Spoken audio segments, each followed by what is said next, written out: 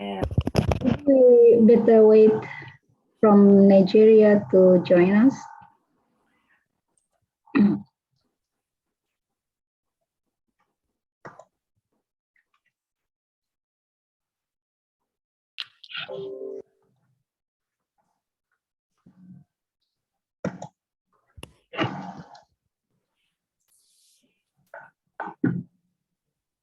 Have you heard anything, Gina?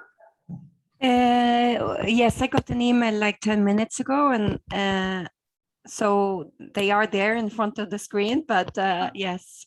Okay. I don't know. There are frequent problems connecting to the internet in Nigeria. Okay, but then we will, I guess, just start. That's good.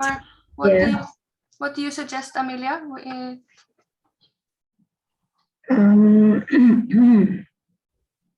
Maybe we wait for Nigeria first for, let's say, few minutes. Okay, that's fine. Few minutes.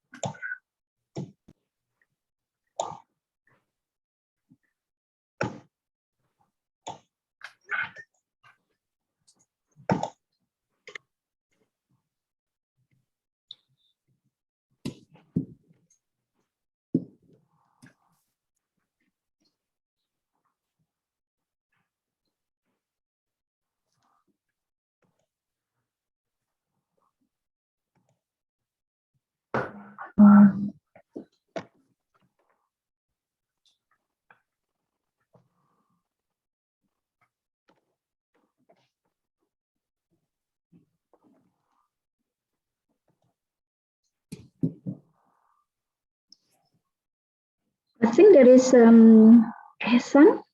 No? No.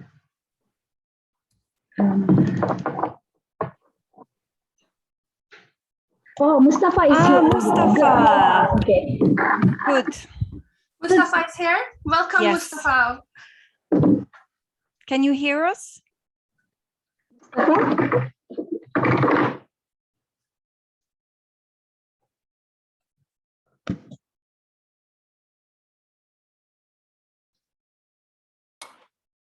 Where is Mustapha? He's not with the screen, but and I don't think he can hear us now, but Okay. Dr. Kurfi.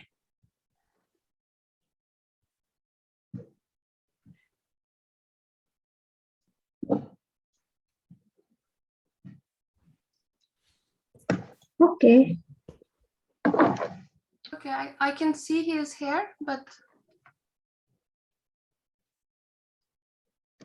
Oh. Oh, no, not yet.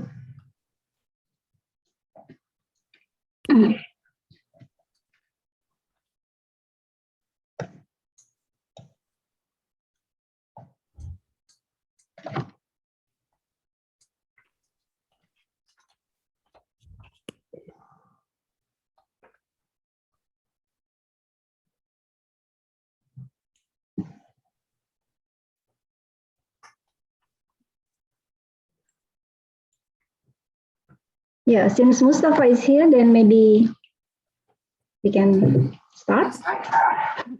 yes. Okay, then I will formally start this panel. So, ladies and gentlemen, colleagues and friends, I am very happy to be able to welcome you to this panel. My name is Kaja Borchgrevink. I am a senior researcher at the Peace Research Institute based in Oslo. First of all, I would like to thank Professor Amelia Fauzia to taking the initiative and organizing this, and for inviting me to chair this panel. I would also like to thank the university for hosting this event, and to the Pandhum committee for making such great organization. Of course, I'm very sorry that we are not able to meet face to face in Jakarta. I had looked forward to that a lot, but this is how it is in these times of the pandemic. It's a minor sacrifice in the bigger picture, and at least these online opportunities that we have now more or less started to become quite professional at, make it possible for us to meet across the world and across various time zones. So as we've said earlier, I think we could say good morning and good afternoon to all.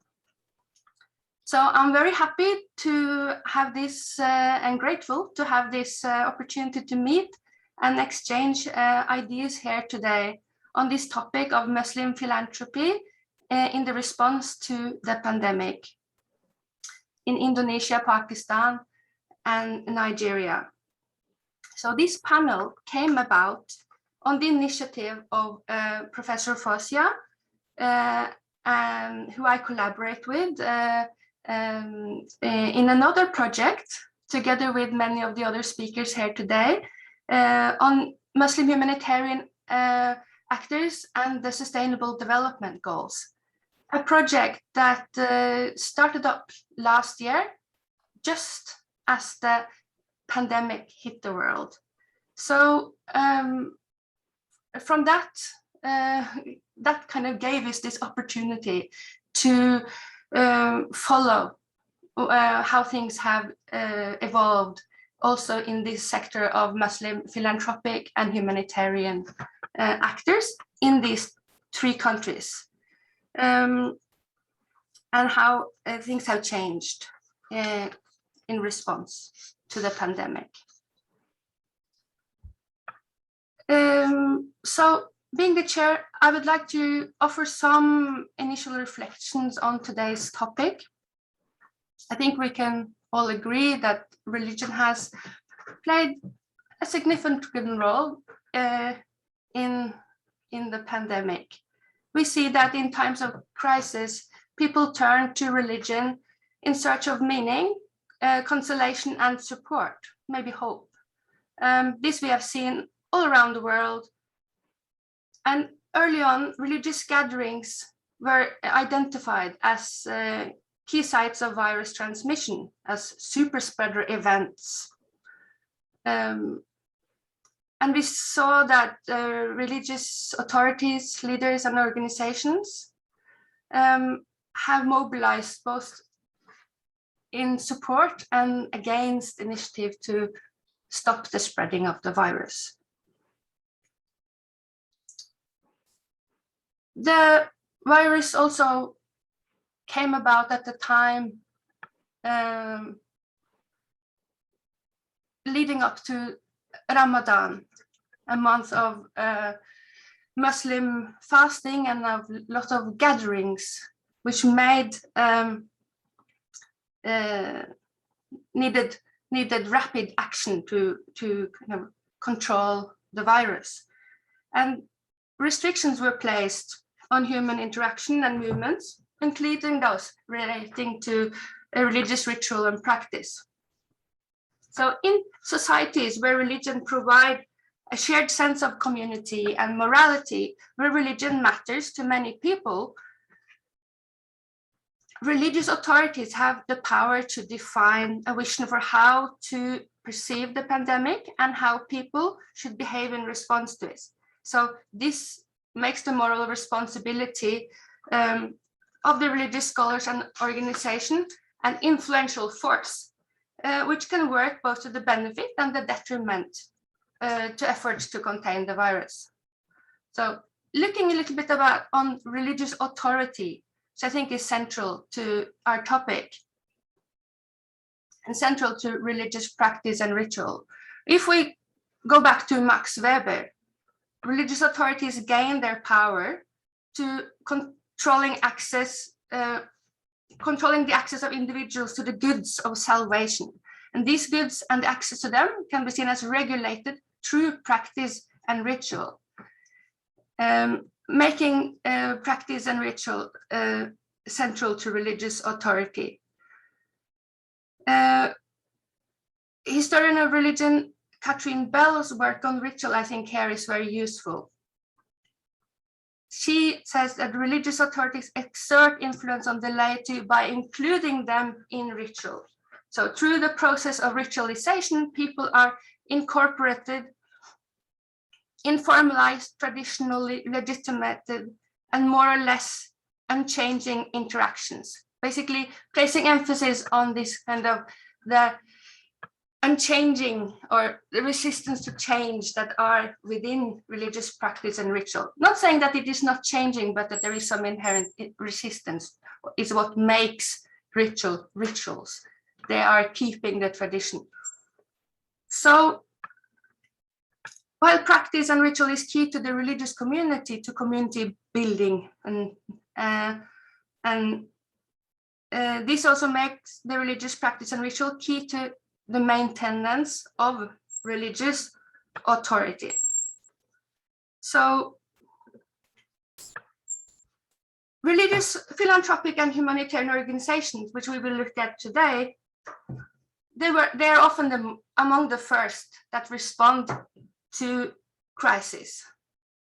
This is not new. We've seen that, through history. But the pandemic has presented new challenges. So what happens then when religious practice and ritual need to be changed? Does this, in extension, have implication for the work of Muslim philanthropic and humanitarian organizations working in response to the pandemic? How has religious scholars responded to the pandemic? How has it affected the work of Muslim humanitarian organizations? These are some of the questions that we will address in this panel today. So we have gathered scholars from Indonesia, Nigeria, Pakistan, and Norway, who will take stock of the role of religious scholars, and Muslim philanthropic and humanitarian organizations, and their responses to the pandemic in these three countries.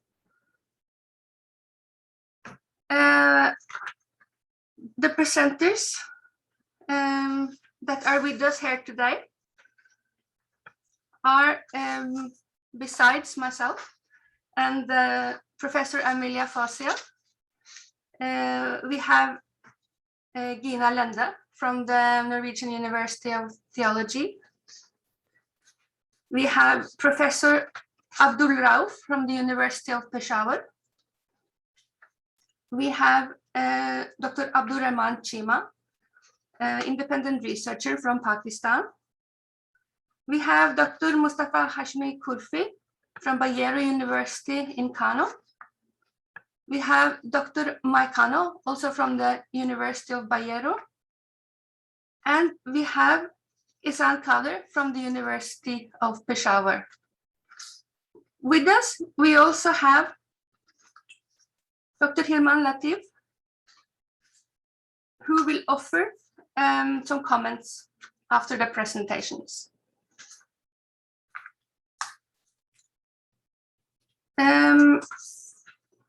So we have asked many questions. I'm not sure we will be able to answer them all, but at least start answering some of them. Of course, this time of pandemics are presenting some challenges also to research work that I think all scholars that are used to doing fieldwork have been suffering.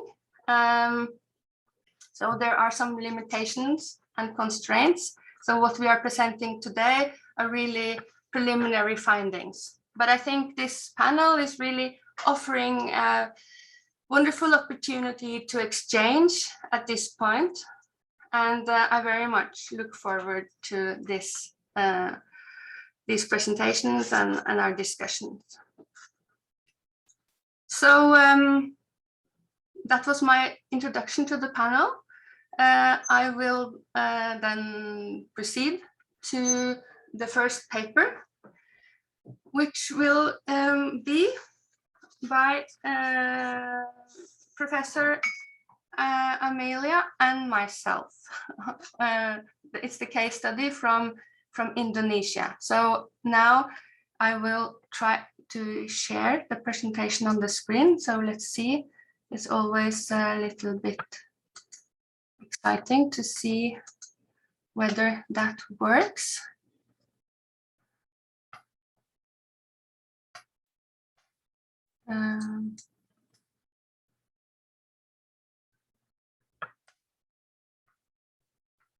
I think I will try to share it actually.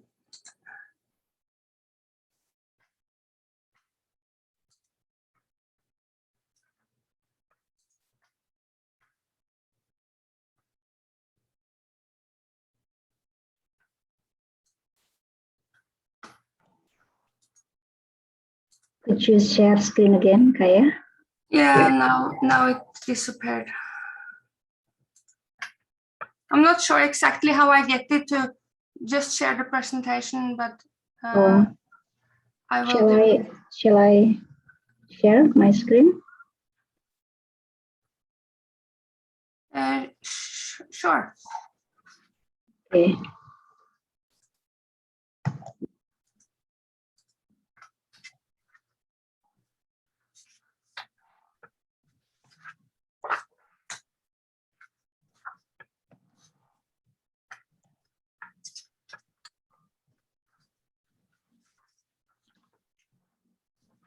Okay.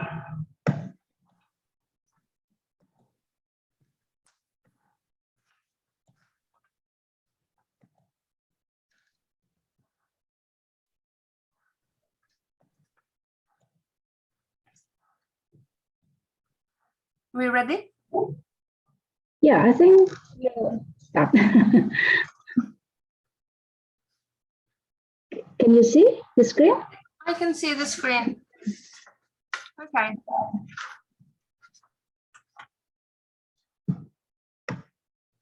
So our presentation is called Changing Practices of Islamic Charity in Indonesia during COVID-19. So when the pandemic spread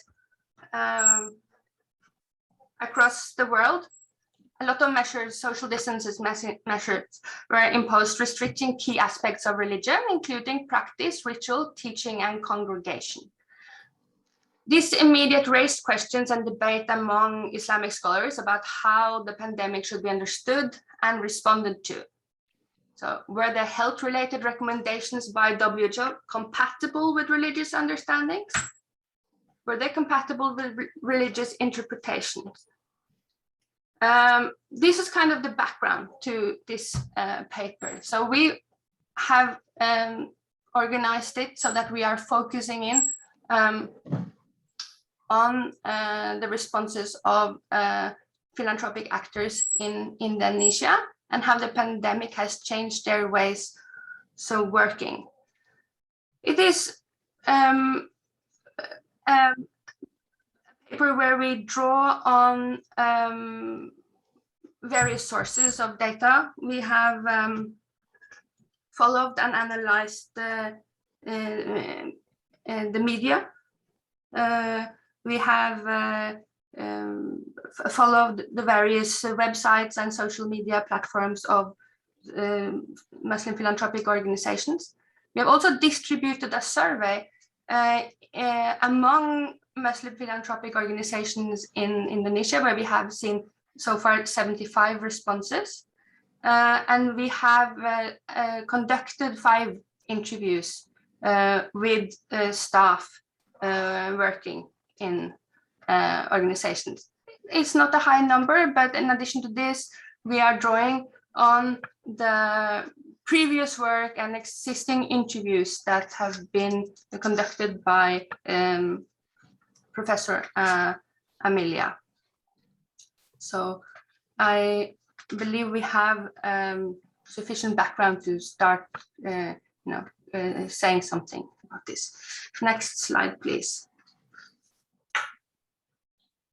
So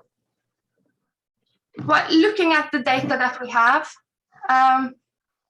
have tried to look at how can we relate that to this question of legitimacy and religious authority, and what does this mean for, how does this changing religious practice, how does it affect legitimacy? So I think if we look at Muslim philanthropic organizations, they're not only providers of aid, but they can be seen as facilitators of religious practice and rituals, and as managers of alms, which is, it's different than managing just any type of money. So they fill a number of key functions that are central to people's religious lives, including practice, ritual, education, many are working on, and in kind of being part of building religious community. So we could say that Muslim philanthropic organizations, they relate kind of key teachings, key principles in Islam. So they work to save the life and support people in need by various forms of assistance, and they facilitate religious practice and rituals that are obligations in Islam. So to be considered legitimate providers of aid, organizations must work in ways that are aligned with the directions and guidance given by religious authorities. Not any type of religious authority, but that are aligned with, that make sense to the way people understand Islam, what is right, how is this done in the right way according to religion, however it is interpreted. So this makes us ask this question: how did the Muslim philanthropic organizations legitimize the changes in Islamic charity practices that they made in response to the pandemic? So we have these external factors coming about from the pandemic that has made change necessary. And how is these changes legitimized with religious authority? Next slide, please. So just briefly, for the ones that are not familiar with the Indonesian situation, I'll just very briefly say something about COVID-19 in Indonesia. The first cases were reported on the 2nd of March in 2020, and despite several efforts to contain it, has become one of the worst affected countries in Southeast Asia, especially recently in the latest wave, unfortunately. So the initial response by the government was relatively slow. They didn't perhaps realize the severity of the virus, and we saw that some of the major religious organizations, the mass organizations, were responding faster than what the government did. However, the government did step up its efforts and introduced large-scale social restrictions from April 2020. And the government has appealed to religious leaders, scholars, and organizations to get their support in the response. And they have played important roles in promoting government policy and lending legitimacy to that.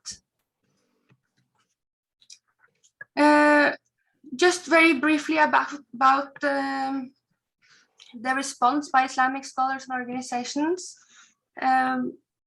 Of course, while Indonesia has a majority Muslim population, It's the second largest Muslim population in the world, with some 230 million Muslims. There is great diversity in Islam in Indonesia. I think for our organization, now for our presentation, it's important to know that there are these two large mass organizations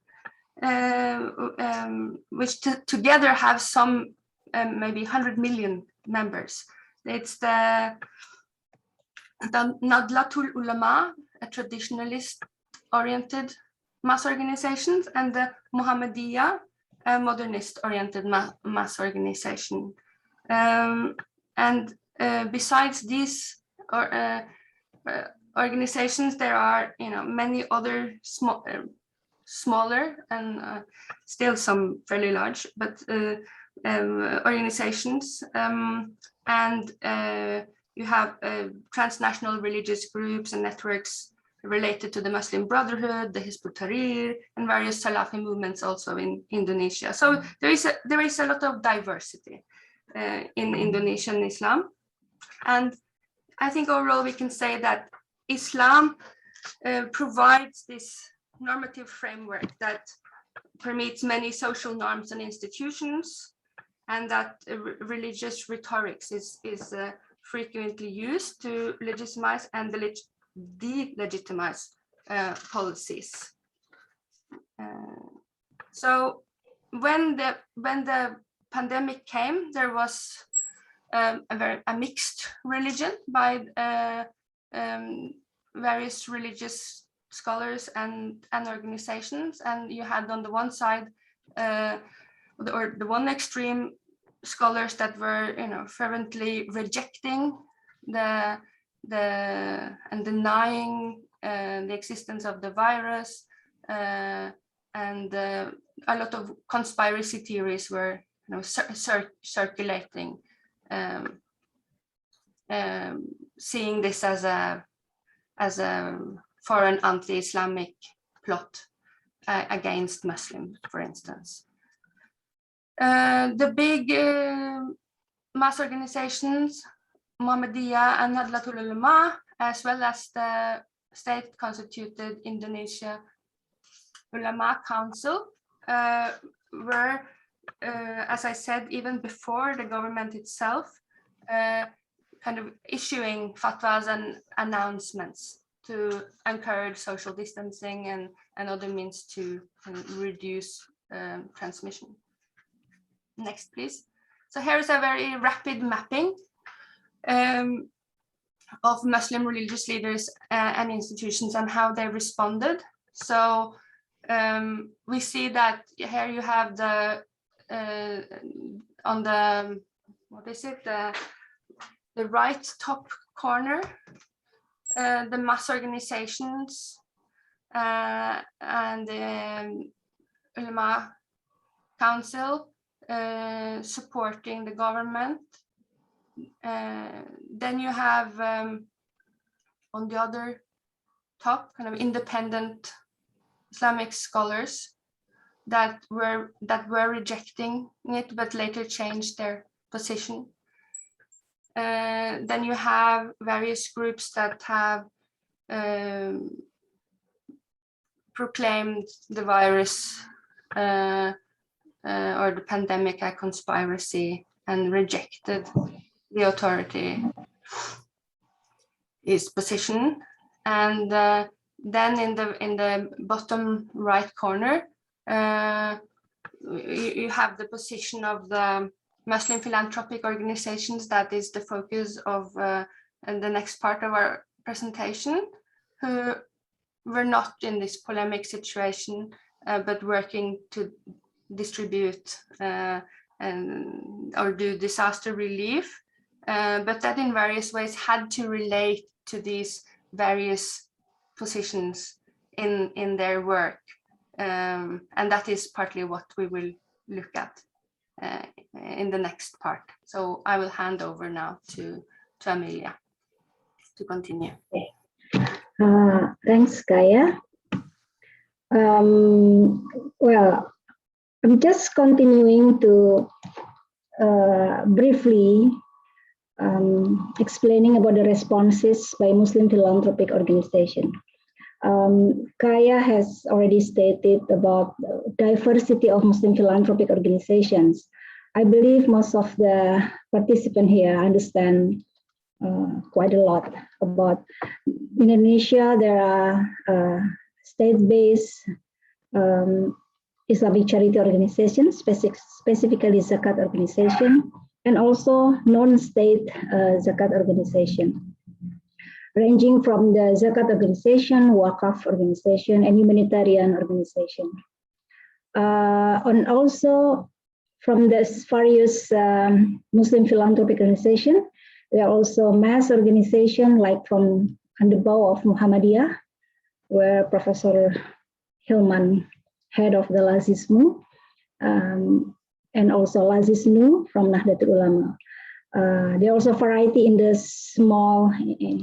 size of the organization, small, large, urban, rural, and also diverse ideological orientation. There are some traditionalist organization and modernist, also Salafi type of organization. Well, when we look into 75 responses from the staff of charity or Muslim organization, it's quite interesting that we thought the pandemic has been, let's say, impact the Muslim organization. Indeed, there is an impact. However, if you see the small pie in the bottom, this collection, actually 59 organizations stated that the zakat, infak, and sedekah collection has been increased. So this is amazing, despite the pandemic, the impact of pandemic in country. And also, you can see in the top, the right top, when we ask about the use of digital technology, such as Zoom, for example, or online fundraising, majority of organizations said yes, they use. 73 organizations said yes, only 2 not using. And also, during pandemic, this is great that more organizations increase the number of collaboration. So pandemic really make the organization more active actually in using the online or digital online fundraising and collaboration. And the big pie in the bottom, it's you can see that how pandemic changed the work style. When we ask whether the pandemic changed a lot, 63% said yes, the pandemic changed a lot of the way organization do, for example, using Zoom, work from home, etc. And 36 said there is a little bit change, but then there is 1% of organizations said there is no change at all in the way they do during the pandemic and before. And then in general, I will explain about three aspects about the adapting ways of working to new reality. So as Kaya mentioned, there is a changing religious practice and ritual that these Muslim philanthropy organizations do. So we will explain 3 religious practice, the change. The first is the shifting activities online. For example, this is for the collection of zakat. And the second is new ways of doing rituals. And the third is new beneficiaries, which is more inclusive. So you can see in the right hand, there is from the website of Dompet Duafa. This is the digital fundraising. So anyone could donate through internet, and the selection are really variety of selection: zakat, infak, sedekah, wakaf, humanitarian, and etc. And using which any modes of transfer. Okay, the first is the online zakat. Online zakat is not new practice, of course. It has been started by zakat organization from, let's say, mostly 5 years ago. But then during pandemic, the use of the online zakat, online fundraising become more and more massive. However, not all organizations could do, especially for in rural areas, especially for the distribution of the zakat. You can see the picture of some beneficiaries. They don't have bank transfer, so we need to give food stuff.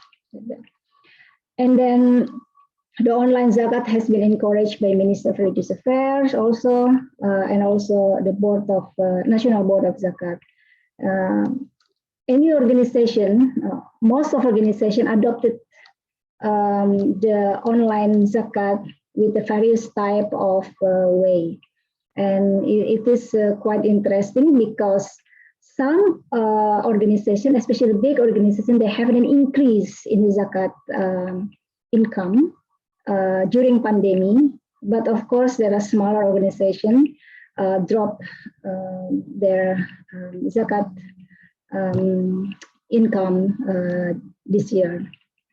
So larger organizations benefit from skill and resource, and mostly the organization which has which has millennials become more and more very active in using the online zakat. The picture below is the time when the president of Indonesia and the vice president pay the zakat online. Yeah, it is airing at YouTube. The second example is the changing religious rituals. Especially, I will give example on Kurban and Zakatul Fitr. So again, the use of the canned meat program has been started from a few years ago. But again, during pandemic, many organizations started to intensify, and some smaller organizations started to move to this canned meat program. You can see this example from the Lazismu. It is if you see the writing there, rendangmu. So rendang is a very typical Indonesian meals. Yeah? And the slaughtering also moved from manual traditional into slaughterhouses. This is a new tradition too. And distribution of the canned meat also more widely, including to orphanage, victim of disaster refugees. So from previously only local, because of pandemic, the slaughtering becoming more professional, and then the distribution more widely. And the last thing is, for example, Majlis Tarjih and Tajrid, a kind of the Fatwa Council from Muhammadiyah, for example, also allowing distribution of zakat and fitrah along the year. So traditionally, Indonesian Muslims used to distribute only certain time in the year. For example, zakat fitrah only 1 or 2 days, for example, should be distributed all, but because of the pandemic, it's allowed to be distributed along the year. And the third point is the new beneficiaries. So it is quite interesting to see a kind of a transformation, more inclusive way of distribution of zakat and sedekah. So there is a fatwa issued by Indonesian Ulama Council. To some extent said that COVID sufferers, either poor or rich, Muslim or non-Muslim, are entitled to receive zakat and donation. This is quite advanced zakat issued by the Ulama Council. And also this the National Board of Zakat also stated, and they do that the beneficiaries of zakat not only for Muslim, but also to one, for example, to support the hospitals, and of course anyone can be treated in the hospital no matter what religion. And the last example is from the assistant from Hajj funds, also distributed a number of zakat organizations.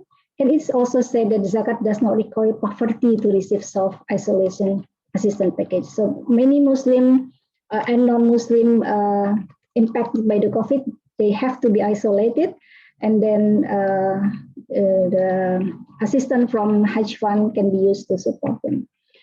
I now explain about tentative conclusion, as we mentioned by Kaya. That is initial, let's say, finding. So when we going back to the question raised in the beginning, how have Muslim philanthropic actors in Indonesia responded to the pandemic, and how it has affected their ways of working? And how did the organization legitimize the change in religious practice made in response by the pandemic? So responses have varied, but most organizations have had to change their practices. Most have gone online, so there's no controversial about it. And other adaptations have necessitated jurisprudential review to be legitimate. For example, in the case of canned meat, kurban by lazismu, and also for the distribution of zakat fitrah. So we also observe the trend in Quranic phrase and principle used when making claims to legitimacy as facilitators of religious practices and ritual, including being the manager of zakat. So the two, first is the principle of maqad syariah, the public good, and then the second is principle of rahmatan lil alamin, blessing for the universe. I think that's all. So I'll give back to Dr. Kaya. Thank you, Amelia.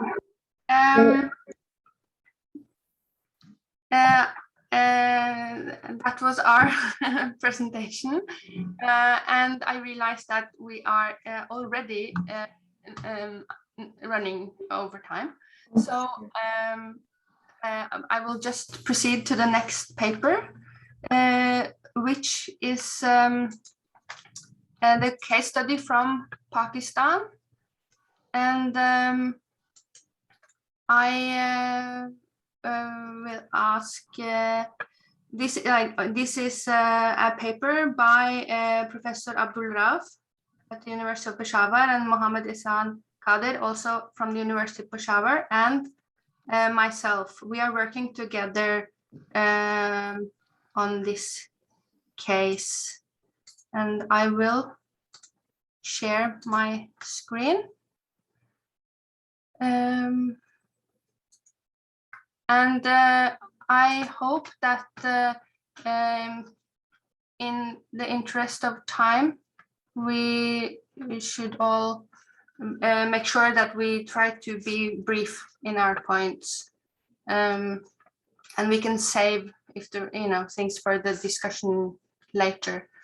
So I will start.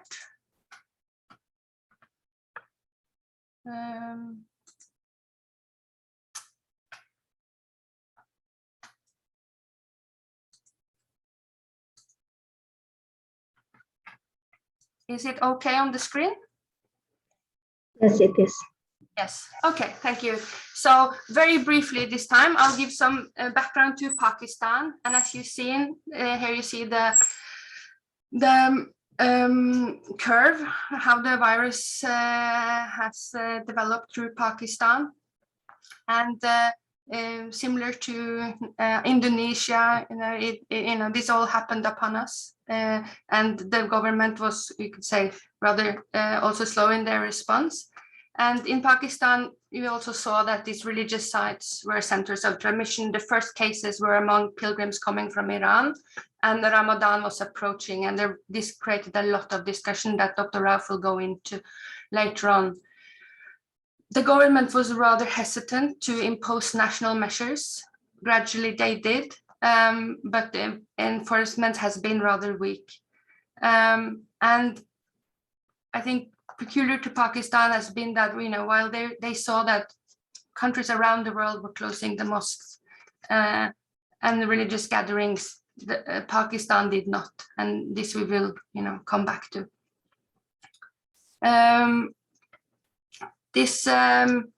This paper, we will basically look at the responses to the pandemic by the religious scholars and by the Muslim humanitarian organizations. And here we are focusing on two specific organizations. And if we look at, there has been some research coming out about religion and COVID-19 in Pakistan because of this, resistance to follow government recommendations and the controversy around mosque closure.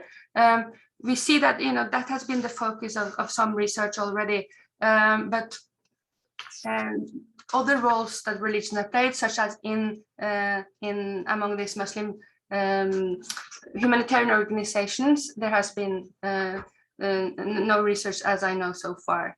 So similar to in the Indonesia case, this is basically a systematic review of organizational websites and their presence in social media. And we also followed the media debate in Pakistan closely over the year, and it's complemented with interviews with staff in these organizations. And our findings are very much preliminary. Then I will hand over to Dr. Rauf. Professor Rauf, sorry.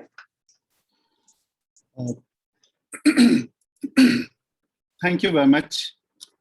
Am I audible? Oh, okay. So my presentation is basically an answer to the question which Kaja raised in the beginning, and that was that how this issue has been taken by the religious scholars in Pakistan. So going not into the details, I'll just refer to some of the points, and because of the paucity of time, I cannot give a detailed description or discussion on those points. So this phenomenon was received in Pakistan differently by different scholars. So some of the scholars say that this pandemic is in fact the punishment by God, because the Muslims and the entire humanity is not following the right path. Their actions and behaviors are so that that God became angry, and so now God imposed this punishment upon the people. Another thing was that some of the scholars, not at the national level but at the local level, they propagated that this is in fact referred to the closeness of the doomsday. So they start asking the people to divert their attention and be closer to God because the doomsday is coming nearer. And the third category of response was that those ulama said that no, it's a trial. It's trial of the people because God is testing the people, those who are affected and those who are not affected. So in both the cases, God is seeing that how they behave. For example, the affected in terms of health, whether they are returning to God or not, and those who are not affected, that how they are helping those who are in time of need, and they lost their jobs and they are in need of food and things like that. And then there was also another explanation that it is also testing the Muslims, that how far they are observing their religious rituals, despite of the fact that there are restrictions by the government and by the world powers. So it is a test for them that despite of these restrictions, whether they are going to the mosque, attending the congregational prayers or not. And another explanation is that this is, in fact, which is also one way connected to the conspiracy theories, that the West is, in fact, testing the level of faith of the Muslims, that the mosques are closed and the other things are prohibited. So in order to look at to what extent they are believing and to what extent they are stronger in their faith. So this is a different explanation in Pakistan provided by the religious scholars. And there is another aspect whenever we are talking about this pandemic in Pakistan, that is the sectarian fault lines. It, in fact, brought into surface the sectarian relations in Pakistan, is Kaya referred to that this pandemic reached to Pakistan via Iran when the pilgrims were coming back from Iran after visiting the religious sites. So they were blamed, the Sunnis blamed them, and then there was the Tablighi gatherings in Lahore in March, and then it was also said that this COVID spread not only in Pakistan but abroad because of these gatherings. Because that it is in fact a huge gathering in Pakistan, probably after the Hajj gathering. So this is a huge gathering in Pakistan. Then another event which is also related to the sectarian relations, that was the Sunnis accepted some of the SOPs of the government, and so they restricted the people coming to the mosque. But during the same period, the Shia announced the commemoration of the day of Hazrat Ali Raziyallahu Ta'ala Anhu. And so they brought out processions, and then in response to that, the Sunnis announced that you are giving leverage to one community while imposing restriction on another. So this pandemic, in the context of religion in Pakistan, is also bringing out this precarious conditions between Sunnis and Shias. Next is the conspiracy theories. I'm not going into the detail of this because, as Amelia also referred in her presentation, so this also exists in Pakistan, that it is a conspiracy by the West or some other forces to close down the Muslim holy places, including Makkah and Medina and Tabligh and things like that. And another thing which was quite popular in Pakistan, that the government is receiving an amount on every case, every casualty, and the Western countries are giving money to the government of Pakistan, and so that's why that Corona is in Pakistan. How the government policy was taken by the religious scholars, again a mixed response. So those quarters among the ulama who were closing to the government, for example, Pakistan Ulama Council, so they accepted all the measures taken by the government of Pakistan. But those who were outside the government sphere, so they, to some extent, they resisted, but after some time, then they also accepted. And some of them, because of expediencies, accepted the government measures. So some of the important scholars, Maulana Tariq Jamil, Maulana Munibur Rahman, and Maulana Taqi Usmani, so they, one way or another, expressed their view, which were in alliance with the government, are not strongly opposing the government. And during this period, one important thing which became very, very popular, and that was that these religious scholars and the religious people start claiming that Pakistan, or the Muslims of Pakistan, are the only in the world who rejected the closure of the mosques by the government or by the others. So they thought they expressed that they are proud of it, that Pakistan is the only Muslim country where the mosque was not closed.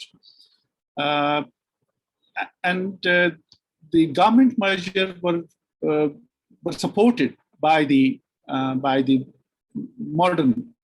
moderate ulama, but resisted by those who have a distance from the corridors of power.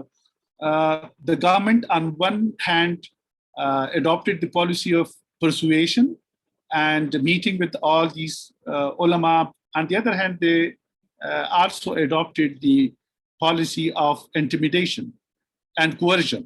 And so those who opposed the government policies, they were brought by the police into police stations. And so later on, they expressed their views in favor of the government. And this phenomena became popular in Pakistan and stated as software updated. And it was disseminated in the social media that this person was earlier opposing the government. Now, after calling them into the police station, so the software is updated. In the last part of my presentation is the case of vaccination. In the vaccination process, again, there was a mixed response, but the response during the vaccination, the opposing response is not too much. The intensity was comparatively lower. And because the ulama and the religious people themselves suffered because of this COVID, so probably it also softened their approach to the phenomena, and then they supported the vaccination campaign of the government, and they also, for example, Pakistan Ulama Council also give a verdict, a fatwa in favor of vaccination. So in the case of vaccination, there is less resistance by the ulama, while in the beginning there was a strong resistance by the ulama towards the acceptance of the COVID, and then the policy of the government adopted to deal with this phenomenon. So I think I will conclude it here, and if there is any question on any point, then I'll elaborate later on. Thank you very much.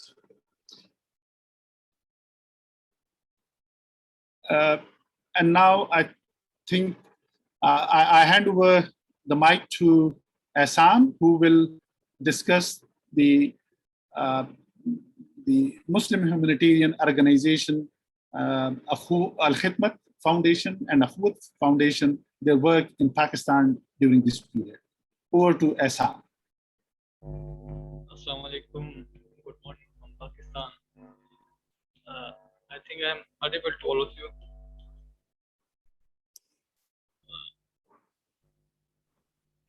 Am I audible? Okay. I will present how the Muslim humanitarian actors responded to the COVID-19 in Pakistan, and I would like to tell you that unlike Indonesia, where Muslim philanthropic sector is very well developed with a host of various Muslim organizations, the organizational landscape in Pakistan is less organized and institutionalized. Islamic charity, however, is widely practiced now. No doubt Islamic charity is common in Pakistan. Many of you may know that Pakistan is one of the most giving nations of the world. However, it is largely given directly and through personal networks to their family members, to their relatives, neighbors, and wider community in need. In this presentation, we will mainly focus on the two organizations, the Al-Khidmat Foundation and Ahwat Foundation. As such, these two organizations are different in their origin and ways of working, yet they have covered the past decade, become the two leading NGOs in Pakistan. They both have geographical spread all over Pakistan. Both are inspired by faith and mobilize human and financial resources through their network of supporters and sympathizers in Pakistan and abroad.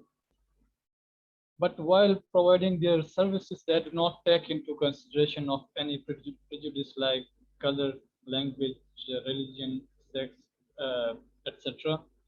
Both are apolitical organizations and both are independent. Both organizations enjoy good working relationship with the government and have grown considerably during the last few decades. We will not give a detailed overview of all their activities, but have identified three main areas: health services, relief activities, and awareness campaign during the pandemic that we will briefly present one by one. Al-Khidmat health services. Next slide, please. When the virus hit Pakistan, the government of Pakistan, like many other places, was ill prepared. The country, Pakistan, the developing countries, they have the weak medical infrastructure and lack facilities and basic principles. In response to the pandemic, Al-Khidmat Foundation utilized its existing health program and mobilized its network of volunteers, including medical personnel. There are some services they provided using you can see on the screen.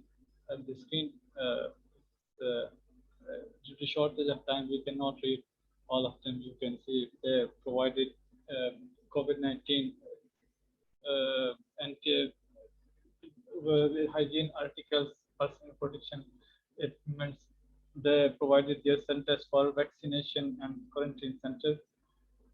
As far as their relief activities are concerned, with increasing rate of infections in Pakistan, government sealed many areas, placing the communities in virtual lockdown without the means of work and income. So Al-Khidmat volunteers of Al-Khidmat delivered hygienic food to the unprivileged sector of the society, like daily wages, transgender community, and other people. They also provided food packages. Women of Al-Khidmat Foundation also take part in this delivery process. Al-Khidmat also worked in the beginning also in the vaccination about the information about the virus, COVID-19. They made pamphlet, card, brochures. They also campaigned on print, electronic, and social media. They engaged doctors, journalists, ulama, and other influential figures in the campaign. Where there is no access to social media, they wrote letters to the Imam asking the people to follow the SOPs and other things like that. So next slide. Al-Khidmat Ukhuwat Foundation. Ukhuwat has no such health program like Al-Khidmat, but however, they also provided some facilities like distribution of masks, presenting check to doctors for mask sanitizer equipment, etc. They also provided testing equipment. In the relief activities, next slide, please. In the relief activities, they adapting the existing programs. They rescheduled their repayment plan, and they also created emergency loans. They also distributed food, cooked foods, and among the daily wages, beggars, drug addicts, and transgender community. They also distributed ration bags. They invented new models of working. For example, end-to-end movement, neighbor to neighbor, mosque to mosque, locality to locality. These activities can be seen as adapting to the pandemic, working locally to reduce the spread of virus while using the Islamic teaching.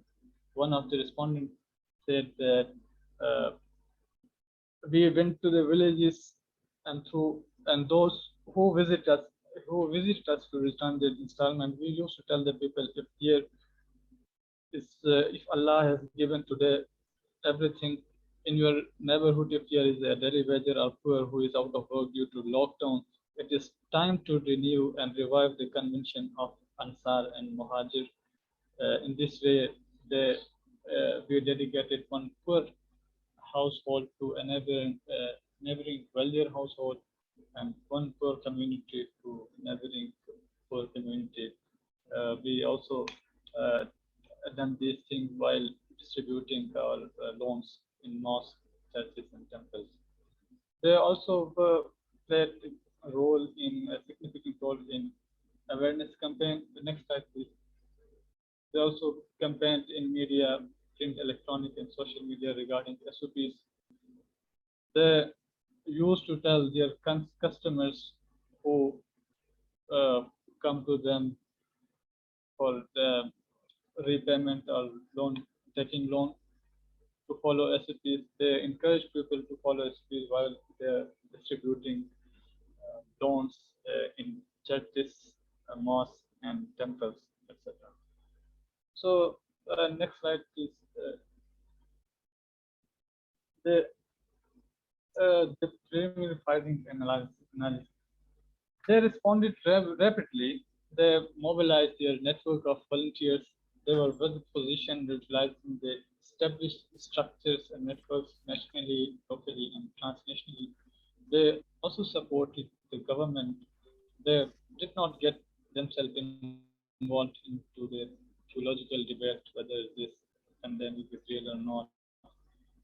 Their volunteers also faced the virus. Some of them got affected and some of them also died in the pandemic. They used religion as a motivational force for the volunteers and the activities.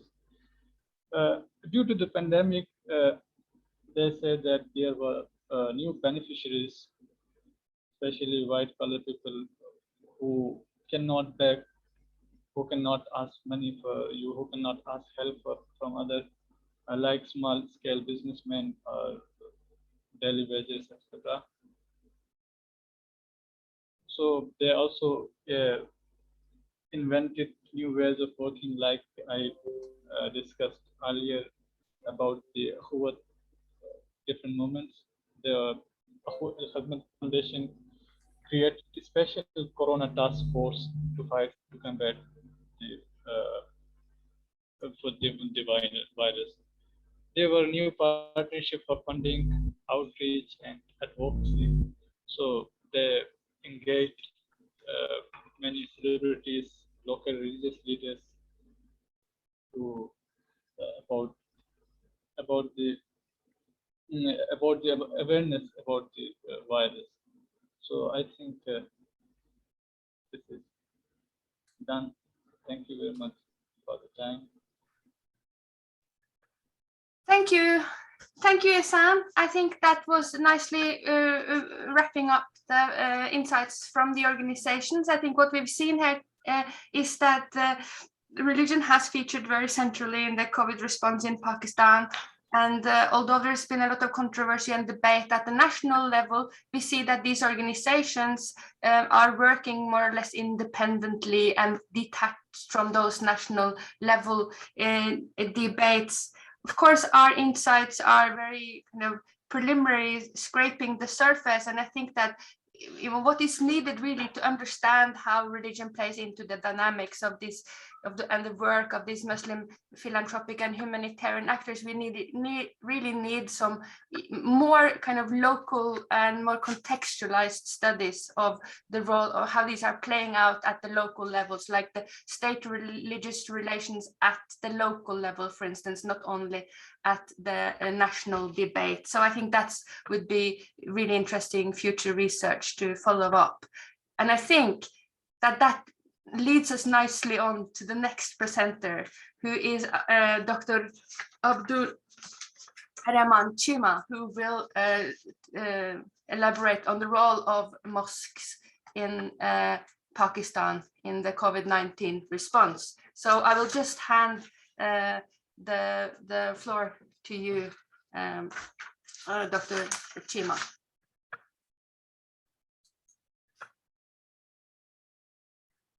Unmute.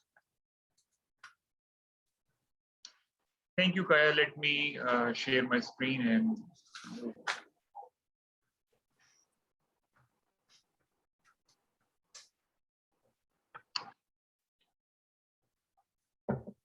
Is it nice and clear to all?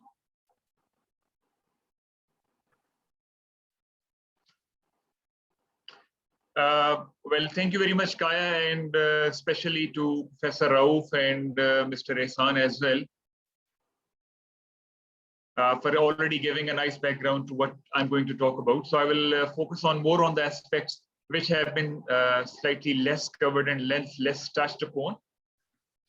So although many of the participants know about Pakistan, but I will just share a few basic facts which give the idea about the economy of the country and the demography. And then the two research questions which I am going to touch upon, and then findings and way forward. So, well, it's a South Asian country neighbored on the east by India, on the west by Afghanistan and Iran, in the south is the Arabian Sea. In the north, we have overlapping border with China. It's a majority Muslim and Sunni country. And as we have already listened to the debate of Shia touching up and the sectarian fault lines, so we have an estimated about 10 to 15% Shia population and very few, very small other minority population. As per the recent census, we have a population of 207 million. Though Pakistan is fastly urbanizing, but still the large part of the country is still rural. And this context is important because we know that the corona pandemic has been mainly an urban-centric pandemic so far. So we have around 36% urban population and most population is rural. Pakistan Ph.D. ranking is low. It's a middle income country by World Bank, World Development Indicators. Social spendings remain low. So only 1.5% on education and only 1.2% on health. Literacy is also very low, it's 60%. And once we go to the gender disaggregation, almost half of the Pakistani women are still not literate. Even the basic immunization at the time of birth remains still, it's still 3/4. So that's a brief about human development. If we talk about economic growth, Pakistan had good episodes of economic growth in 1960s. But then the growth episodes have been up and down.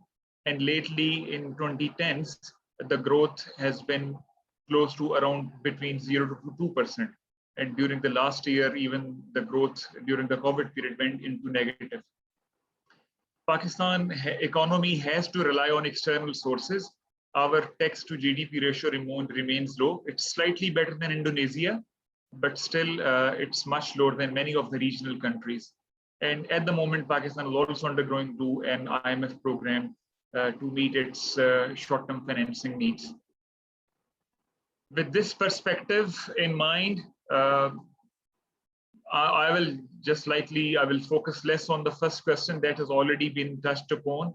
What has been the role of the mosque during the pandemic?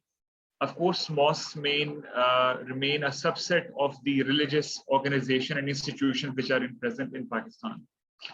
And a few reflections that how the mosque and the state has dealt with the pandemic now, and what are some of the future opportunities or trends we are looking at. Myself has been, it is a desk-based study, with no primary data collection other than that one of the citizen in the country traveling within the country. So some of the personal participant observation, but mainly drawing on some of the published articles on current discourse and following print and electronic media are my sources of research methods. Well, let me brief about that how mosques are managed in Pakistan, who runs the mosque. We have a very small percentage of mosques which are state-run mosques, just like you might have heard about Faisal Mosque in Islamabad, Badshah Historical Mosque in Lahore, and some other historical mosques and buildings in other parts of the country.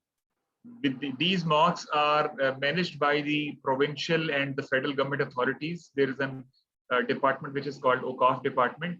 Imams are appointed, they are government officials, they are paid and appointed by the state in those mosques. And these mosques happen to be one of the thousands of mosques which are present in the area.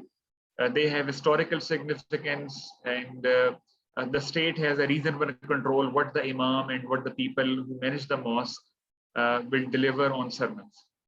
However, other than the small percentage which is managed by the state, the larger part, over 90%, is what is the local, very, very indigenous, community-driven, community-funded mosques are present all over in Pakistan, including in urban and rural areas. In urban areas where we have proper livings and societies and townships, this is usually the management of townships, which makes local mosque committees in different areas of population. And people who are living over there, they join those committees, and they are the one who decide which sectarian denomination the mosque will represent. So the thing is important is that this is highly decentralized. Although each of the mosque and their leadership belongs to some sectarian denomination, and for Pakistan, this is mostly Hanafi fiqh. So this is the prevalent and the most majority mosques are. But having that fact in mind, the actual operations and the appointment of a particular imam is highly decentralized. This decision that who will run the mosque, who will give the sermon, what will be said in the sermon, this largely lies and dependent on the mosque committee that is attended and that is run by the local people of that vicinity or in that community, be it be the urban, be it be the rural population. So this is a fact which is important to mention, because many of the people outside this context, they have some kind of, there's a perception that like we have a model of religion management in Middle East, where religion is centrally managed and the central authority or the state controls. This is unlike in Pakistan. This is entirely different. I will elaborate this point further on that. Well, and before we go that how the mosque leadership towed the line, the state line, let me reflect certain things on the legacy, that what has historically been happening. So the overall treatment of religion in Pakistan, including the mosque leadership, if I was to sum up in one word, that is transactional. As and when state needed the religious support and the popular support, the state turned to the religious authority and mosque. And once that need was over, it sided away. As I've earlier mentioned, that there is no regular funding to the large majority of mosque and to the salaries of imam and to the maintenance expenditures of the mosque. And one classical example, are the two classical examples of this transactional relationship is one during 1980s, during the Soviet invasion on Afghanistan. So as Pakistan sided with US, and we needed volunteers and the mobilized support to fight against the godless Russians and to side with the Christians who had some similar brethren, and Muslims and Jesus and Muhammad both relate to Allah and both to God. So the religious support was mobilized by state by a thorough engagement to rally a popular support, funding, human resource as well, to fight against the godless Russians. And since with the decline of Russia, with the exit of Russia in 1990, so this connection broke away and the equation came before as it was. And then came the 9/11. Again, the Pakistan was on the other side of the history now to fight against those who occupied Afghanistan, Taliban, and chose to side with US as well. So this was the time once the spiritual aspect and those softer aspects, leaving jihad aside and focusing more on the spiritual aspect of the Islam were highlighted in the name of enlightened moderation and forcing and covering and incentivizing those religious scholars and wanting a support from the masses to shun away with weapons, which at one point itself introduced to the masses. So that was in 9/11. So, but there is one exception which we find in this relationship, and that is about the population planning program, the population control and stabilization program. This is one aspect of the state which I notice that the state and Ministry of Population and even the provincial governments have been continuously engaging with ulama. And within the region, Pakistan is an outlier as compared to Iran, as compared to Bangladesh, where population growth rates have been significantly on decline, but Pakistan still having a higher growth rate in the region. So that's one aspect where somehow we find a continuous relationship. So if I was to sum up this whole, so most of the state engagement with religion in Pakistan has been pushed and by external foreign geostrategic consideration, and not as a result of indigenous home ground long-term systematic consultations. So this has not been the case. And this leads to mistrust and conspiracies theories about the state when it comes to these situations, and I dwell it on a little further. So when I come to findings, so let me give a brief overview of the corona episodes in Pakistan. So we had the first case on 26th of February. Pakistan still so far has fared well in the perspective in the region, with 1 million cases around and 23,000 deaths. And at the current moment, this figure is of yesterday, we have around 4,500 cases. And if we look at the top, so we are going through at the moment the 4th wave of pandemic. So my findings are particularly focusing on from the first wave till the second wave, because this was the most pressing time, as we already have heard from other speakers. This was the Ramadan started on 24th of April. So this was the time the state and the people were really in perplexing time, in a confusion time, what we should do and what we should not do. So one of the very significant development was that the highest level of the state, the president of Pakistan, just before 5 days before the onset of Ramadan, called the highest level of religious leaders from different denominations at the president office, and then followed by the prime minister, to have a thorough consultation. And they came up with a 20-point policy agenda with a very loud and clear decisions that the mosque will not be shut down. And this is one of the turning points which created a frustration, which created a divide between how people and different classes of Pakistan would think about the state's engagement with religion. So just to highlight a few points, the mosque will have no carpets, so social distancing will be observed. Mosque will have sanitizers, places will be sanitized. Taraweeh, the Ramadan special prayer will continue. Elderly and sick will not come to the mosque. Children will not come to the mosque, and the likewise. And the congregants and the prayer people attending will observe 6 feet distance. Let me quote from the head of the association that how the public reaction was made to this government decision. So one of the doctors who was the head of medical association said, in Ramadan, the number of cases of coronavirus will increase dramatically, and it will cause a lot of problems for the doctors as well as the paramedics. We have a shortage of ventilators and a shortage of trained doctors. So there was a clear divide. People on social media in their articles were saying that Pakistan is a hostage to the religious conservatives and to the religious actors.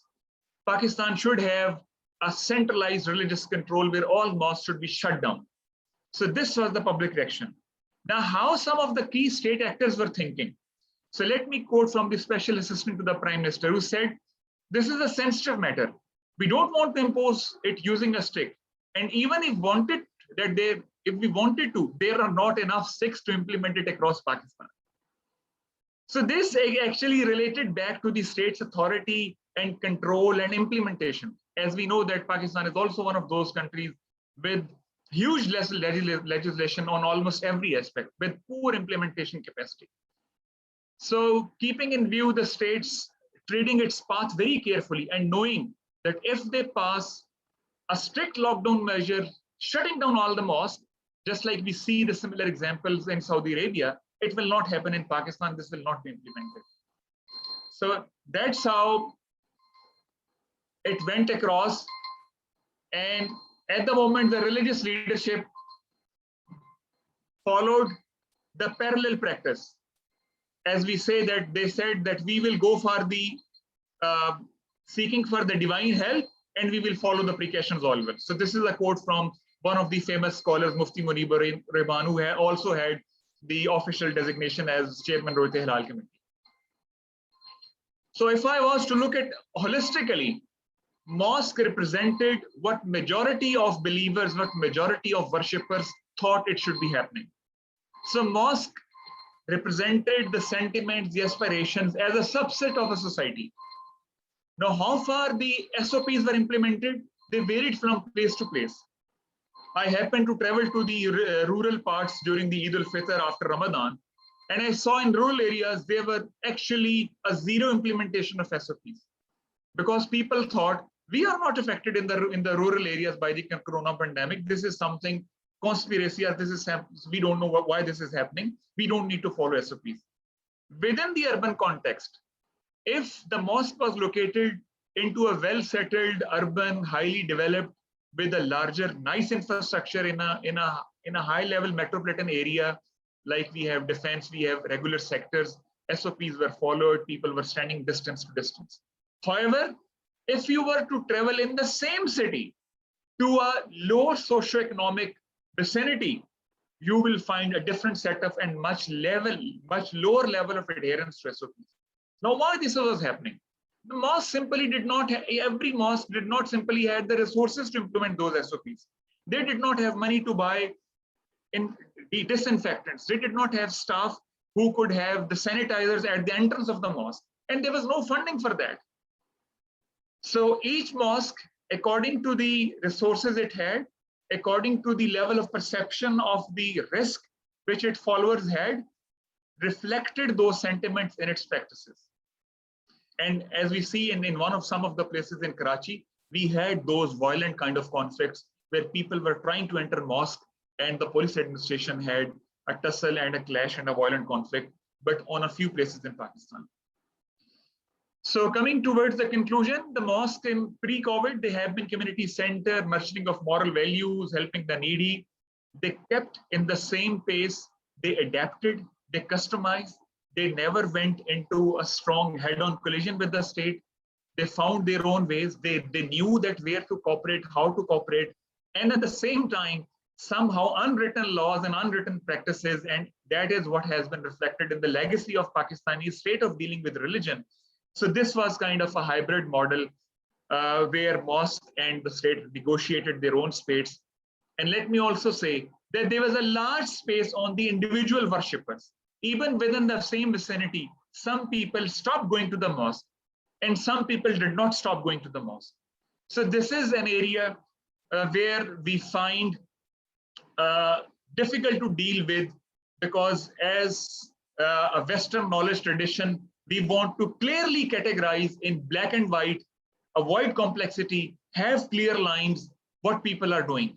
But this is a domain of individual perception, communal perception, an array of factors affecting religious perception, behavior, cooperation towards the state-driven imposition and post-COVID perspective. If I was to say the last line, if the state wanted to leverage to meet SDGs, leaving no one behind, we need to follow a clear, continuous, systematic engagement with religious sectors, and that will be much more useful to engage with similar hazardous situations for any developing country, including Pakistan.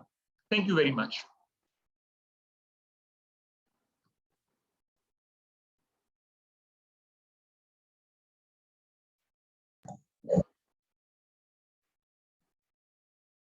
I'm sorry, your voice. So thank you very much for a very, very interesting presentation going into some of these details and also providing very useful background information complementing our presentation. I think in the interest of time, we will just move on to the next presentation, which is by the Nigeria team, and there we will have Dr. Gina Lende, and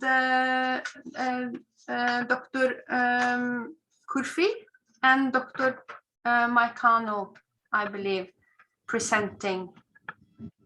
The floor is yours. Dr. Gina takes over, please.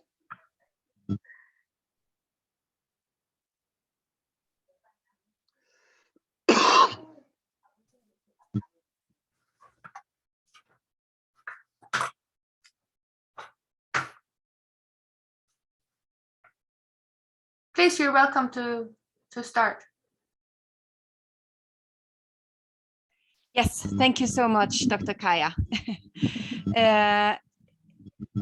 We will have a short presentation, knowing the strict timeline, and it will be held by myself and Dr. Mustapha Kurfi from Bayero University of Nigeria, as we are working together on this case study.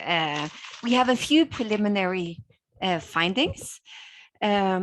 And it's been great to hear about the cases from Indonesia and Pakistan. It's this cross-regional perspective is very good to think with, because it allows oneself to think differently about the one case that one is working on. So we have a few like preliminary kind of main points that we want to share with you today. One is quite kind of obvious, maybe for most of us, that a weak public health system and distrust in government measures makes religious actors very important. That is true all the time, but also in the time of pandemic.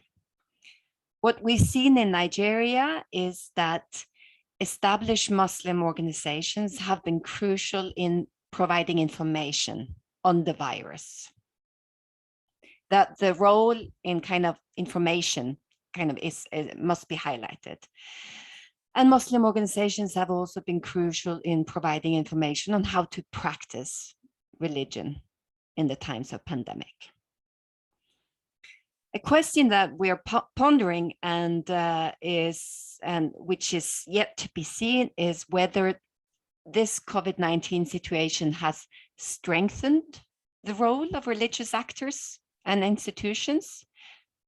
We suspect that maybe it has, but if the answer is yes, then we wonder which Muslim actors, institutions, and practices and rituals have been strengthened. And I imagine this is also a question that can cut across kind of most of our countries. Just a little bit of background.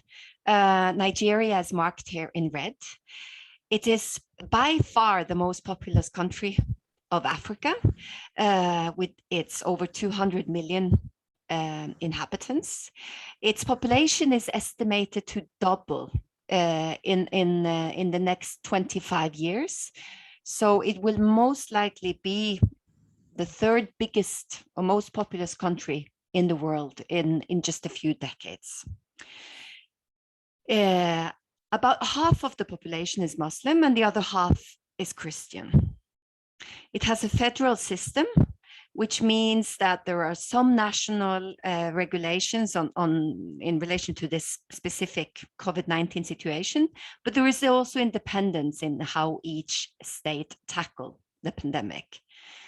COVID-19, Nigeria is now in its third wave. The Delta variant has been confirmed.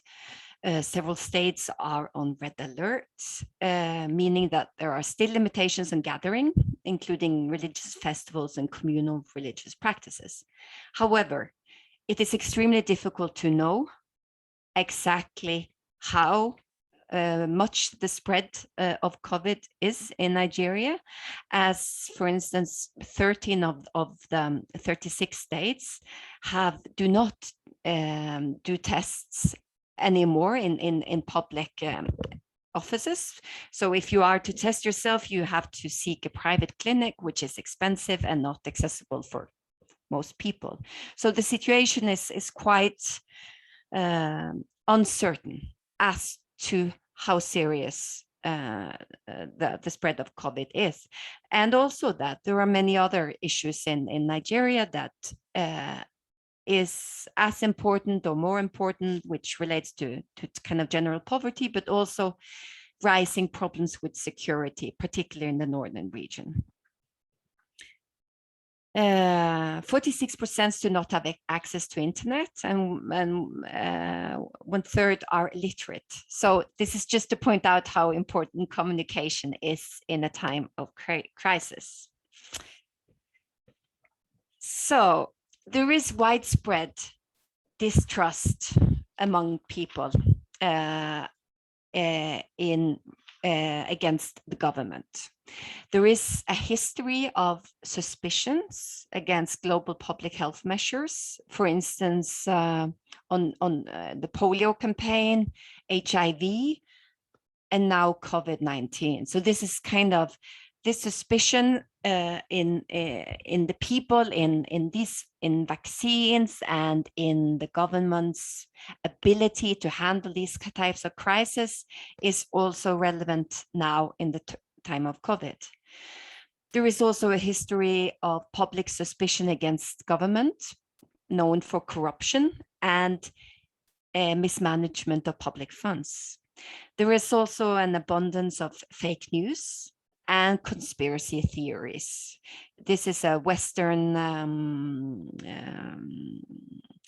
idea or project, or that this is a way for God to test its people, or there are all kinds of ideas, religious and kind of more political ideas abundant. So the government is well aware of this distrust. So for the government to actually reach out to the people, it is also it has to depend on religious infrastructure and actors and institutions to help in that way. So in the state of Kano, where my colleague's university is, the government had to counteract the distrust and to find a neutral ground for the distribution of palliatives. So because the distrust is so high of the political institutions, they used mosques and community organizations extensively as arenas for distributions. And in most of the states, religious leaders and institutions have been invited in state and national steering committees on COVID-19. So the government kind of recognizes the crucial trust and role of the religious institutions. And then my colleague, Dr. Kurfi from Bayero University, will take us through a few different examples of how humanitarians have worked under this situation. There's a broad spectrum of humanitarians, very many local-based, community-based, organized around community-based mosques, just as in the case of Pakistan, local NGOs, but foundations and professional bodies, lawyers, medical teachers, etc., and a few international Muslim NGOs. There are state-funded Muslim organizations, and there's an increasing focus on kind of social finance instruments such as zakat, sadaqah, and waqf endowments. Yet the situation in Nigeria is far from as formalized as it is in Indonesia. Please, Dr. Kurfi. All right, good morning. Thank you so very much, Dr. Gina, for that wonderful presentation. We are morning here, probably it's afternoon elsewhere. Welcome everyone on board, and I observe all protocols. So as Dr. Gina has started laying the foundation and introduction about Nigeria's case, time is not on our side, but probably during the question and answer session, we'll be able to cover some of the aspects. But before I go into the specifics of the case studies that we interviewed and, you know, sort of gathered data about them, adding a little bit to the background about Nigeria and COVID-19 vis-a-vis religious responses, Islamic humanitarian organizations responding to the pandemic. It could be recalled that the first reported case was on 27th of February 2020 in Nigeria, and it was through Lagos. Somebody traveled from abroad and came into Nigeria, and so the first diagnosed case was in 2002, February 27th. And as at yesterday, around 11 p.m., Wednesday, 11th August, we have confirmed cases of 179,908 and active are 11,500, and total number of deaths is 2,195 altogether in Nigeria. And the state that has the highest number is Lagos, the former federal capital. Only but last week, the governor was warning that he is most likely to impose another curfew, another lockdown, if people have not been actually adhering to the rules. So in Lagos, there are total confirmed cases in laboratories in the hospitals, 67,196, and number of admissions is 8,202, and total number of deaths in Lagos state alone is 465. That's the recent census that we have, followed by federal capital Abuja with 20,000 confirmed cases and 170 deaths. Here in Kano, we have 4,033 reported cases. That is, those have been confirmed in laboratories. And there are only 9 admissions, and there are 110 total deaths from the beginning to now. Now, these figures, like Gina laid, have sometimes also raised suspicions among people, because generally people all believed that, yes, the COVID-19 is real, it exists, but the politics around it supersedes the illness itself. So even the number of reported cases, people are still, having their own views as to whether it's real or not. So, but let's go specifically into the examples of the Muslim humanitarian organizations that we interviewed and sort of gathered some of the information that will give us kind of responses to the questions that we posed. The first one is the Islamic Medical Association of Nigeria, Iman, which is a professional body of Muslim health workers, regardless whether physicians, whether people working in the laboratory, among other, all an area of health workers.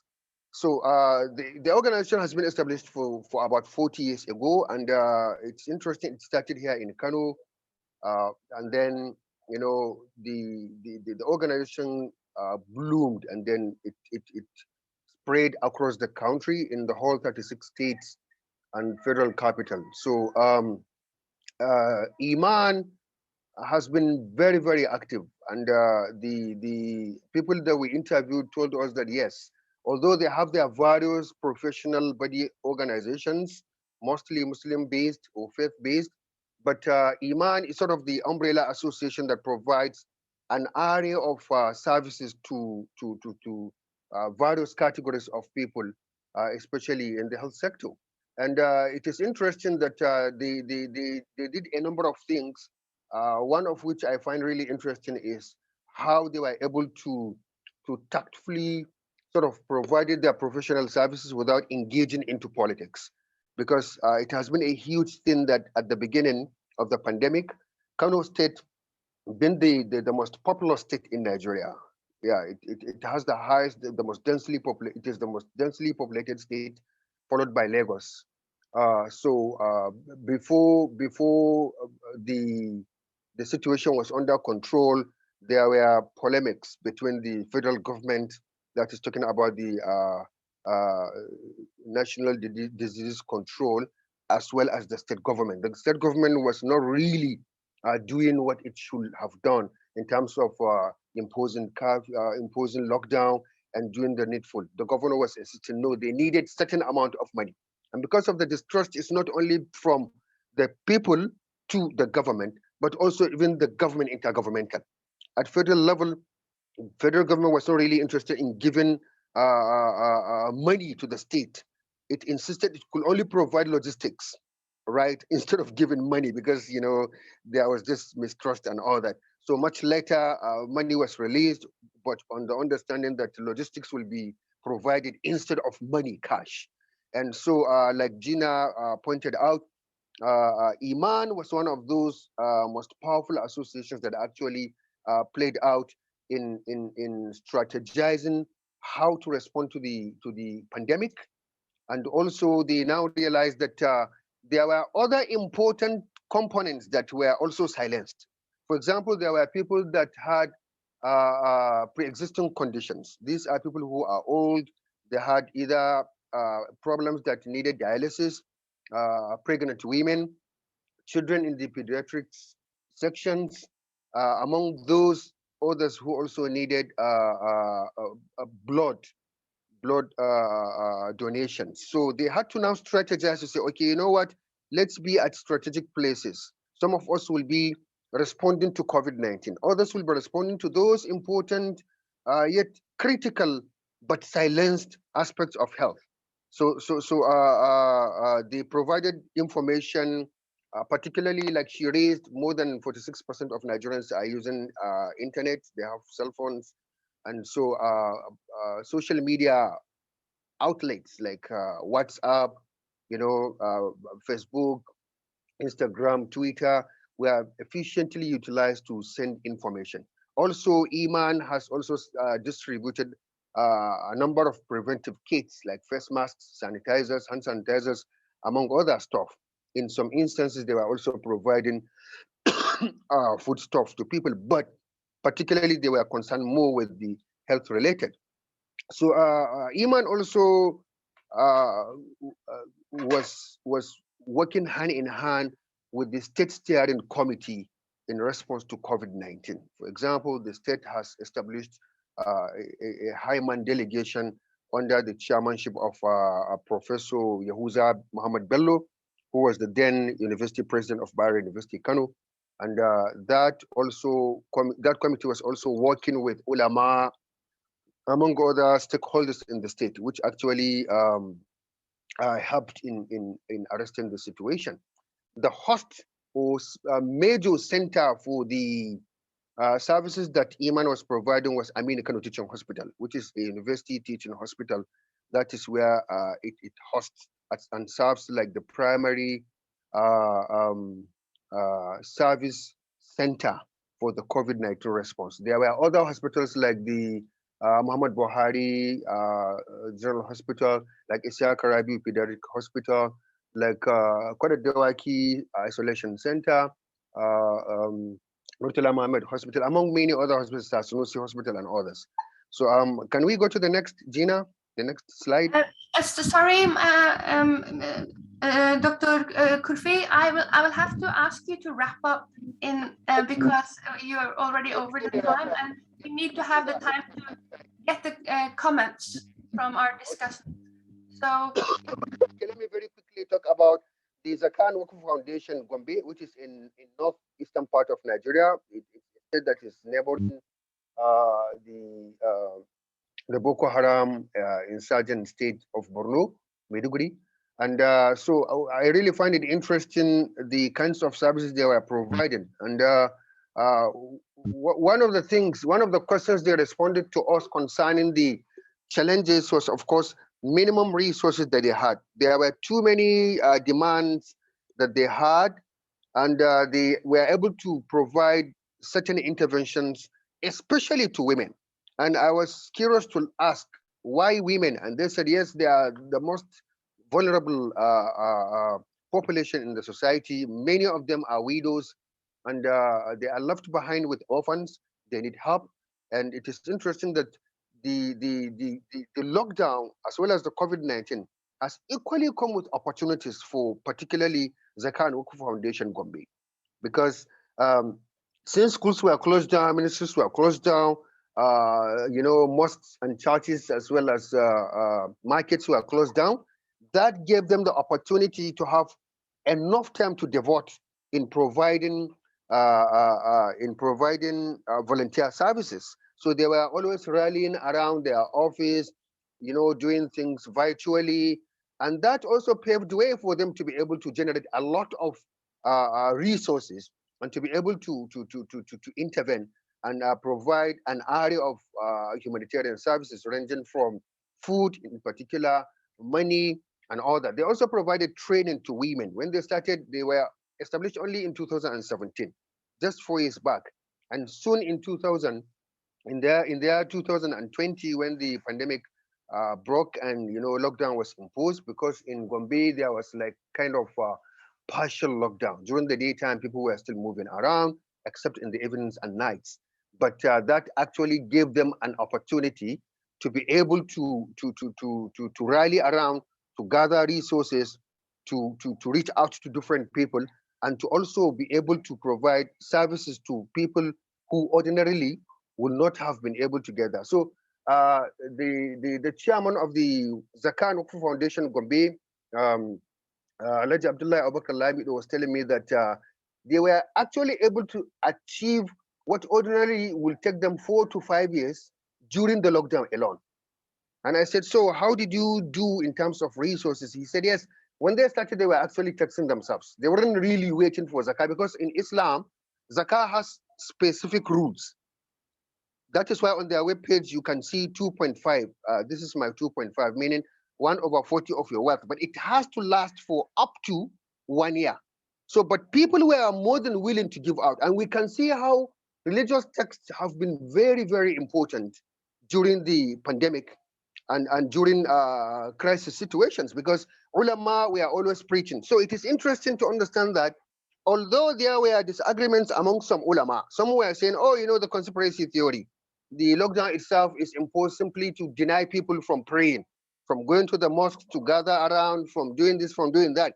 But it is interesting also that unanimously all the ulama, regardless whether they are subscribing to the idea of the conspiracy theory or not, they all agree without any disagreement that it was a time that people needed help, especially the indigent people, the vulnerable people, they needed help. So there was no disagreement in terms of the need for people to contribute to help and to provide an area of humanitarian services around the mosques, around community-based organizations and all that. You will always hear the ulama, including those that were far away from the corridors of power, citing Quranic verses, for example, ta'awanu ala birri wa taqwa, contribute and help in terms of fear of Allah, they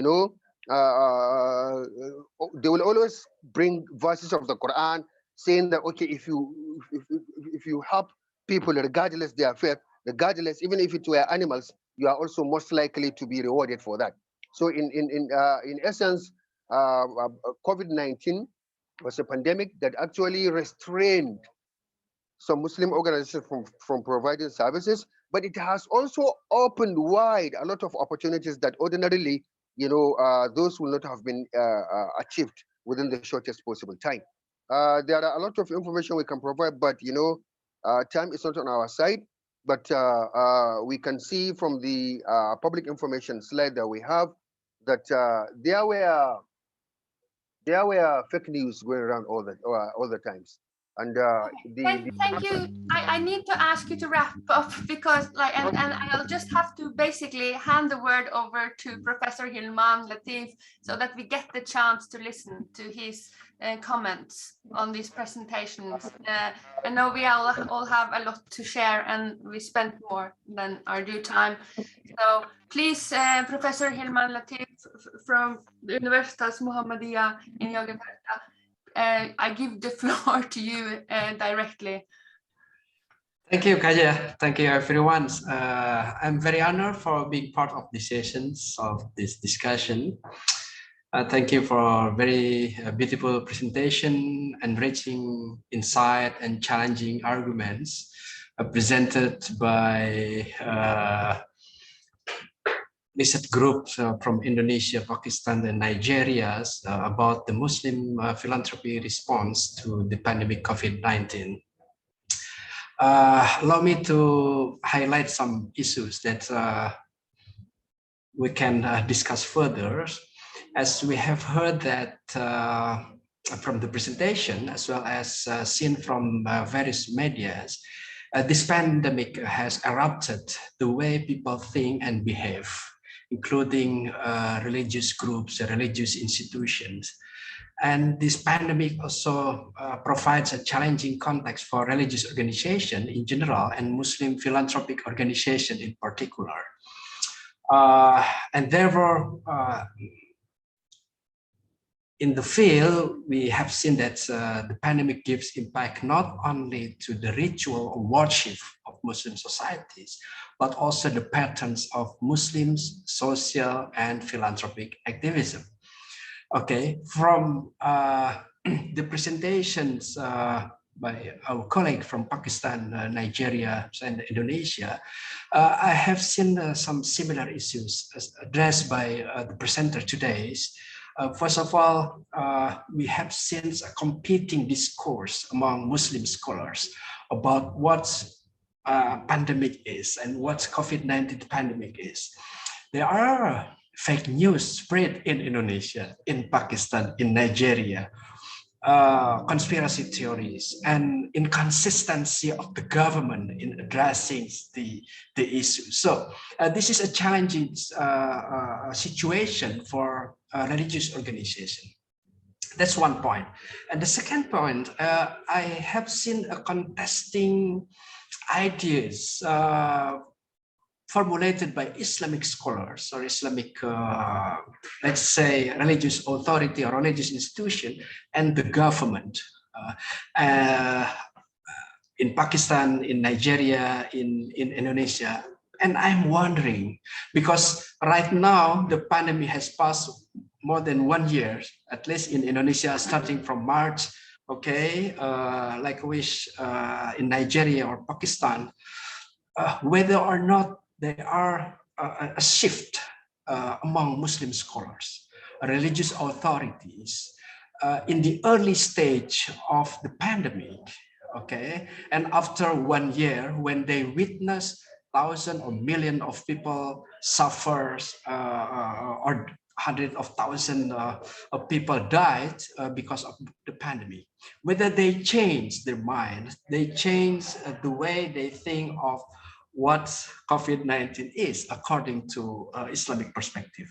And that's, I'm worrying about the issues.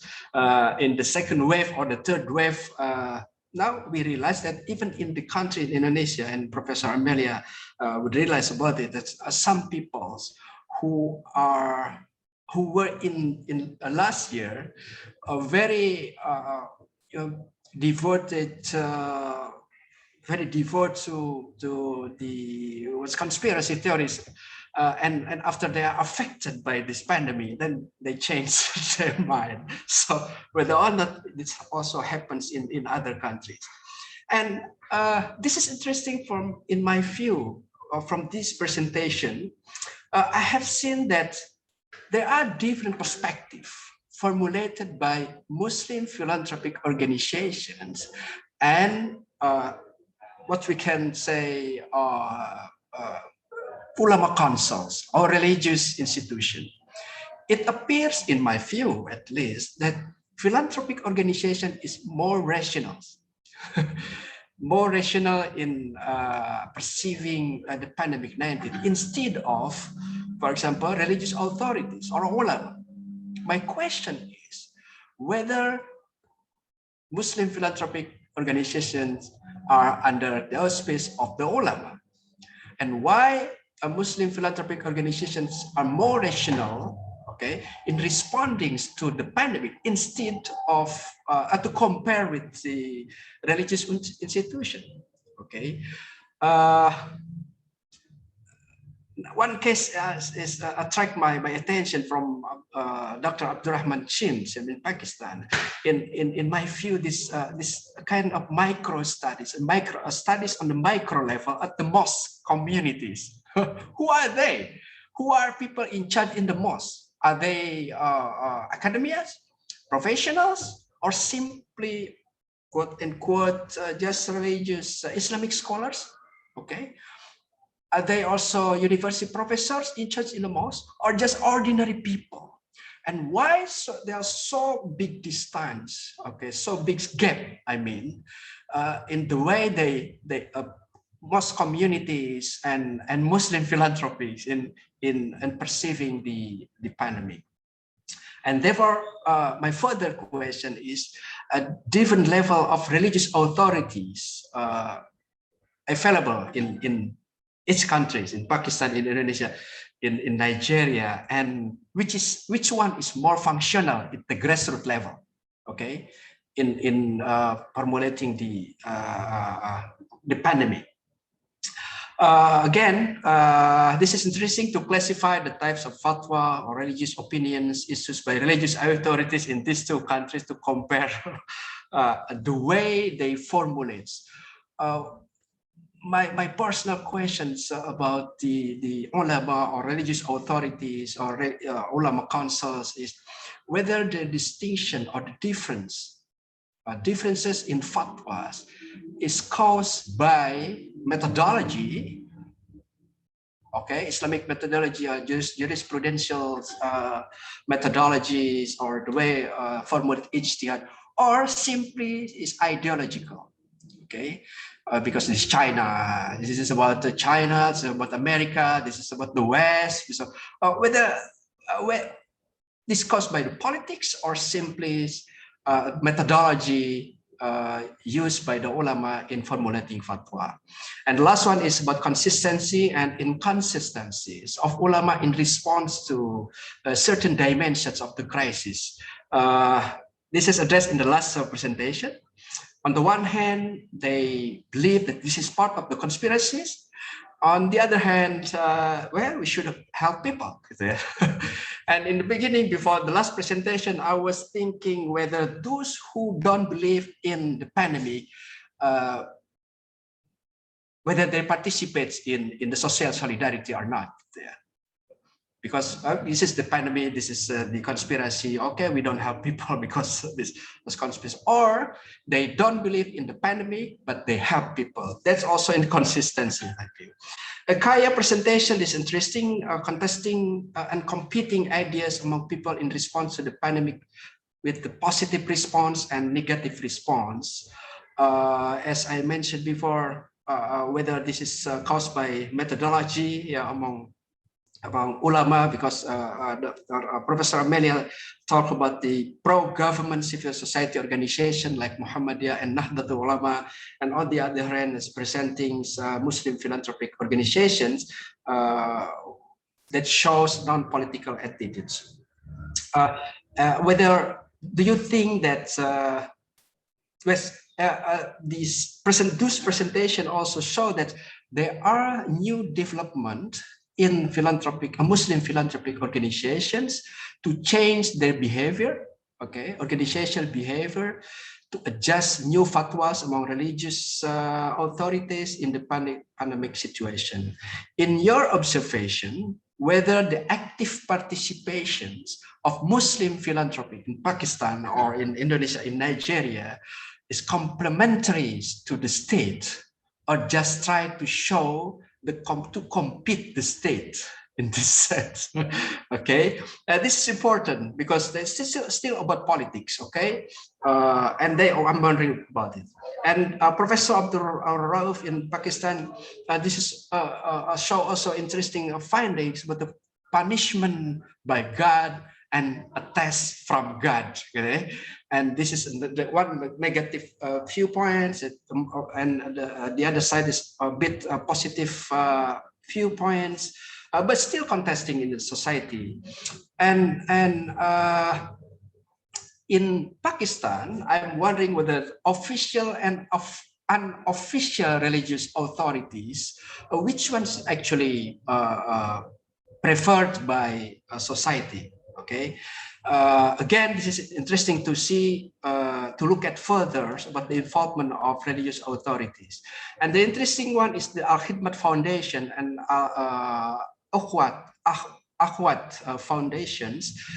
We see that innovation in formulating mutual support among society, neighbor to neighbor, mosque to mosque, and locality to locality. And I'm wondering whether it still can happen in the next future, or only during the pandemic, or this practice is continuing the previous practice, okay? Neighbor to neighbor, family to family. And for Dr. Abdurrahman Shim, yes, I'm wondering who are in charge in the mosque actually. That's a very interesting question because the mosque, of course, not all, even a big mosque or a small mosque, they are autonomous. Yeah, they are autonomous. Even the state, in many cases, could not intervene the mosque communities. Okay, and are they, okay, people, mosque communities, in your observation, are they following the fatwas, religious opinion issued by the ulama council, for example, in Pakistan, or they just follow the leaders of the mosque, okay, even the small mosque, and who are they? So people in the grassroots follow them. Again, do you see the difference between religious behavior or types of mosque in urban and rural areas? Because now in Indonesia, in rural areas, they show the attitudes they don't follow the government, neither also against the government. They just feel that it's not necessary to wear the mask. they don't show any discourse. Okay? In Nigeria, my last point is, the interesting point is about the literacy and communication. Limits in the internet access and the role of religious organization are instrumental in spreading information, and this is very interesting. And my question is compatibilities. My questions about the how religious organization, I mean, what kind of source mainly referred by religious organizations to spread by religious organization to society. My last point for this comment, I don't want to take more time. Do you think this pandemic can stimulate the rise of new types of healthcare philanthropy in the Muslim world? Okay, because before, during, and after pandemic, healthcare philanthropy in Muslim societies, Indonesia, Pakistan, Nigeria, and some other countries is important. And do you think it will also change mindsets and visions of Muslim philanthropic organization in the near future? That's one question. The second question, gender issues, and more realized among Muslim philanthropic organizations are realized that genders cannot be neglected from our discussion. And I'm wondering whether you see that similar discourse before the pandemic. Yeah. And my last question, my reflection, I don't see any address from the speakers. The conceptual framework formulated by ulama, okay, in addressing the issues of pandemic COVID-19. Okay, such as the maslahah, but the public good, the objective of Islamic law, maqasid sharia, how important or not important this framework in their ijtihad. Yeah, and we can conclude that later on. Well, okay, so actually this is not response from the legal Islamic legal framework, but the response is more political instead of formulation of strong legal framework. That's my comment. Thank you, Kaja.